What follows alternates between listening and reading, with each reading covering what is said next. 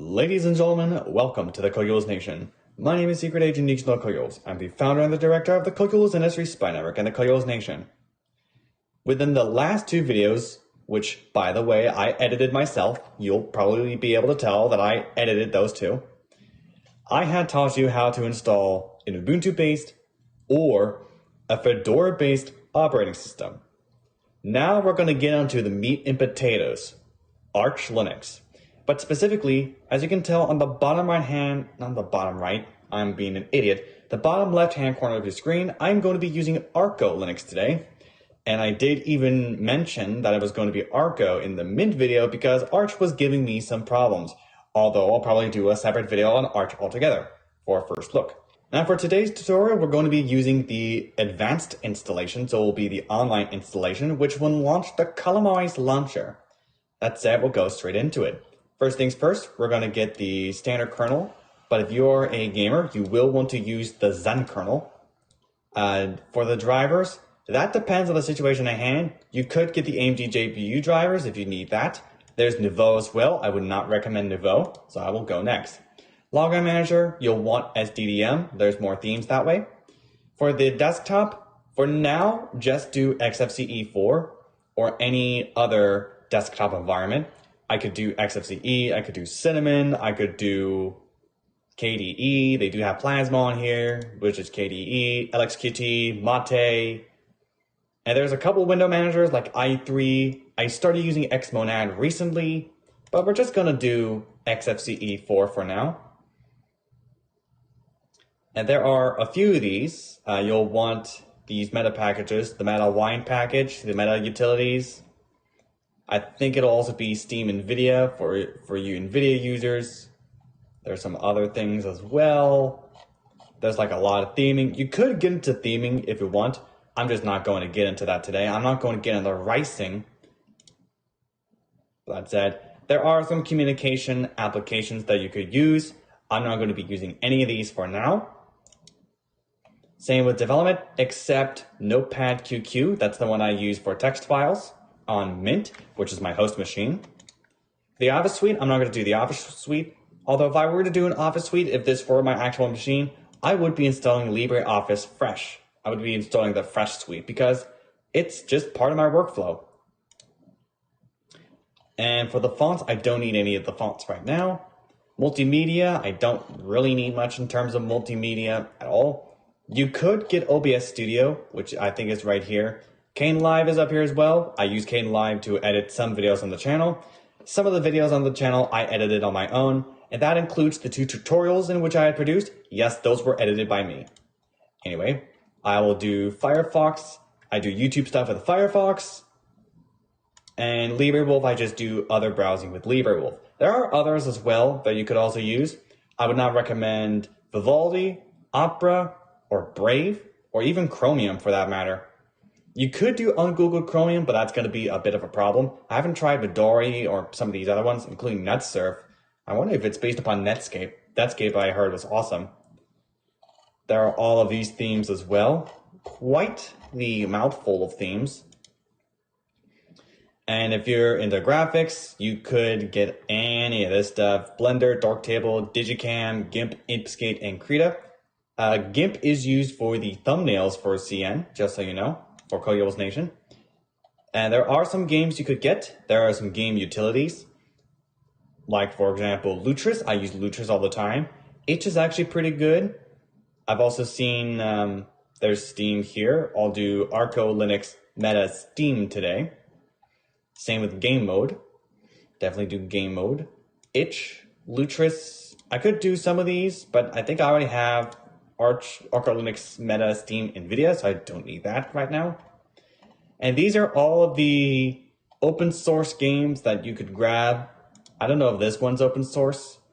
There's Multi-MC, there's Sauerbraten, a first-person shooter, there's Zenotic, there's Warsaw, Battle for Wesna, which is a real-time strategy game. It's kind of turn-based. Supertux Card, those games as well. Next. Terminal, we're going to use Alacrity. I use the Alacrity Terminal. I'm now using the Alacrity Terminal on Mint, even though I hadn't used it in a long time. File Manager, I quite like Dolphin, and I've been using Nemo. It will come with Thunar though. This particular build is the XFCE edition, which will install Thunar by default. But I think for the time being, I'm going to do none of this and go next. Definitely Etcher if you want to do USB writing and whatnot. Utilities, definitely get time shift, and you'll want BetterFS. You'll definitely want to use that. If you have Android and iOS devices, you could use some utilities for those. For benchmarking, this is all the benchmarking stuff. You'll want App Image Launcher for me, Flatpak, Octopi, Snapd, and yay, yet another yogurt. All of this other stuff is fine. There's even HTOP. I'll gladly take HTOP. BleachBit is also good. BleachBit is essentially CCleaner, but without the spying, and real pros use CCleaner anyways. Stacer is also good. I've used Stacer as well. We'll hit next. Definitely do everything with Git. I use KeePassXC as my password manager of choice, but you have a few of them. Not LastPass though. Do not use LastPass. It will get hacked and your data will be stolen. Bitwarden, I heard it's also supposed to be good, but I'm not going to do Bitwarden today. None of this I use for Arco Linux development. The location, it did have the location right. American Los Angeles. Keyboard, I'm going to make sure the keyboard's right, and it actually is, which is fantastic. I will erase the disk and do BetterFS. For the user, if I can do this right, I'll just do, that's fine. And then doig-vm. And then I said about the strong and complicated password, we're going to be doing that today as well. Summary, and we are now going to let this install. This is going to be a long install, so I will be right back with you in just a minute. Now that we happen to be complete, we're going to hit done and reset our machine. We should already have the Zen kernel installed. I will enter my strong and complicated password. And it's pretty obvious at this point, but we do need to do something about the display thing. At least on my end, I'm going to do something about the display. That's just me and my personal preferences. I just want to make it look good for you. We'll do 1080p because why in the world not? So now we have this sucker here. What does Control-Alt-T do? That will bring up Alacrity, but holy cow, that is not looking good. That looks rough. That's pretty rough. Probably it's because of the XFCE terminal. Yeah, okay, so it is because of the terminal. I see what it is. So we're going to do a quick update, which will allow us to update our repositories and essentially update whatever we need to. There's another command that I will be using here shortly called upall, which will not only update the standard Arch repositories, but the AUR as well, the Arch user repositories. Basically, the PPAs of Arch. And then we'll do upall, which will not only update the Arch and Arco repositories, but also look for the AUR upgrades. There's really nothing to do. So now I have added the ArconFox JS user thing, basically the overrides. Now what I'm going to do is head to Chris Titus. Basically the same thing in the Mint video. I'll probably just copy that over from the Mint video and whatnot. But this will essentially be the same thing. So we're going to be doing the Arch-based install. And now I'm going to grab the XFCE terminal. And then we'll do sudo nano etc pacman.conf, which is a monolithic configuration file. And then we need to find specifically multilib. We need to find the multilib. I'll hit Control and W for where, then multilib. Multilib is found. And this will also include this. No comments, so that's good. Control X just in case. We'll do this pacman command. I'll just hit Control. Actually, we'll just disable that. I don't know why we got that warning saying it's dangerous when in fact it's not. It's just Radeon. But I don't think we're really going to need that, I think. But just in case, I'm going to add it in for the most part. Okay, so it's going to be about 4 megabytes. That's not really a big deal, though. It's just Radeon and other stuff. So that part's done. We got Xamod, we got Zen, so we don't need to worry about Zen. For ACO, you'll want to consider this for the AMD stuff. And then for the Wine stuff, for Arch-based distros, there's a command for you there. It can be quite the nonsense.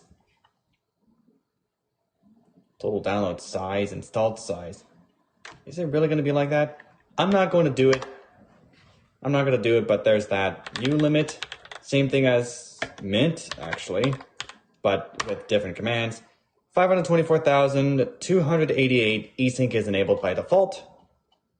We already got game mode in the start. And with the custom Proton, well, I can actually show you. There we go. There is, I think, this one right over here, which is the app image for Proton Up QT. We'll get it. It's an app stream thing, though, so I don't want to really add that. What I do want to grab, however, is this one right here. There's the app image launcher and whatnot. Save the file. I would always save it to home, and then actually go on top of that, add it into this applications folder. But that's what I would usually do. For now, I'm going to stop that. And if I am not mistaken, that should be it in terms of any Arch-based distribution. Of course, we'll clear that as per the usual. Now for your NVIDIA drivers, let's take a look at the NVIDIA drivers real quick before we go. Actually, I could just use Octopi. Since I did get Octopi, then I'll do NVIDIA. Okay, so we do have that. You'll definitely want to get the NVIDIA drivers, which is currently the 525. There's also an LTS, which is a 525 LTS driver, but since I got the Zen kernel, you probably may have gotten it as well. You'll want either NVIDIA or NVIDIA DKMS for module sources. So that's a quick thing to do. Also, if you get the wrong resolution, try to get the 470 drivers for whatever reason. Try to get the 470 drivers because that's what I use.